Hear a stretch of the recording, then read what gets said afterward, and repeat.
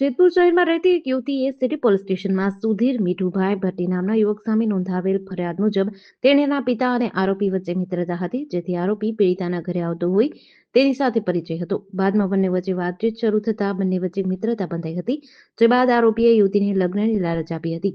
મારે તારી સાથે જ લગ્ન કરવા છે કહી નરાધમે એકાદ વર્ષ પૂર્વે યુવતી સાથે શારીરિક સંબંધ બાંધ્યો હતો. જે દરમિયાન યુવતીના ઘરે અને તેના આરોપીના સંબંધ અંગે જાણ થઈ જતા યુવતીએ નરાધમ માટે પોતાનું ઘર ત્યાગી દીધું હતું. બાદમાં હવસખોરે યુવતીને જેતપુરમાં જ એક રૂમ રાખી દીધો, જ્યાં યુવતી એકલી રહેતી હતી અને નરાધમ અવારનવાર ત્યાં ધસી જઈ દુષ્કર્મ આચરતો હતો. દરમિયાન યુવતીએ લગ્ન કરવાનું કહેતા હવસખોરે લગ્ન કરવાનો ઇનકાર કરી દેતા યુવતીના પગતળીથી જમીન ખસી ગઈ હતી, જેના માટે ઘર અને પરિવારને તરછોડી દીધા. તે જ શખ્સે તરછોડી દેતા યુવતીને આંચકો લાગ્યો હતો. બાદમાં તેણીએ હિંમત દાખવી સિટી પોલીસ સ્ટેશનમાં ફરિયાદ આપતા પોલીસે દુષ્કર્મ આચરી લેવાની કલમો હેઠળ સહિતનો ગુનો દાખલ કરી આરોપીની ધરપકડ કરી હતી. આરોપી સુધીર ભટ્ટી નામના યુવકે સોશિયલ મીડિયાના માધ્યમથી યુવતીનો કોન્ટેક્ટ કરી પ્રેમ સંબંધ બાંધ્યો હતો.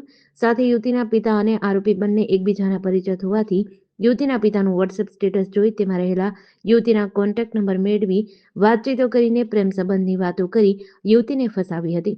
આરોપી પરિણીત હોવા છતાં યુવતીને અપરિણીત હોવાનું જણાવી લગ્નને લાલચ આપી અવારનવાર દુષ્કર્મ આચર્યું હતું. જેતપુરનો એક યુવક છે સુધીર ભટ્ટી કરીને. તેમણે સોશિયલ મીડિયાના માધ્યમથી અને મોબાઈલ ફોનથી એક જામનગર રહેતી યુવતીનો કોન્ટેક્ટ કરી અને તેમને લગ્નની લાલચ આપી ફસાવી અને તેમની સાથે પ્રેમ સંબંધ બાંધેલ હતા.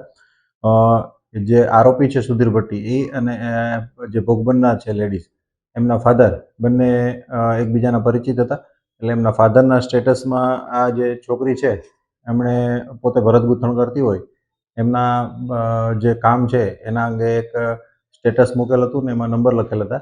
એટલે એના આધારે આરોપીએ એમનો કોન્ટેક્ટ કરી અને પછી એમની સાથે પ્રેમ સંબંધની વાતો કરી અને પોતે પરિણીત હોવા છતાં એમને અપરિણીત હોવાની ખાતરી આપી અને તેમને અહીંયા જેતપુર મુકામે એકાદ વર્ષથી લાવી અને અલગ અલગ જગ્યાએ ભાડે રાખી અને પોતે એમની સાથે દુષ્કર્મ કરેલ છે. જે અંગેની ફરિયાદ દાખલ થતા આરોપીને અત્યારે હસ્તગત કરી અને તેમની રિમાન્ડ માટેની તજવીજ ચાલુ છે. જીડીસી ન્યૂઝ સાથે સુરેશ ભાલિયા, જેતપુર.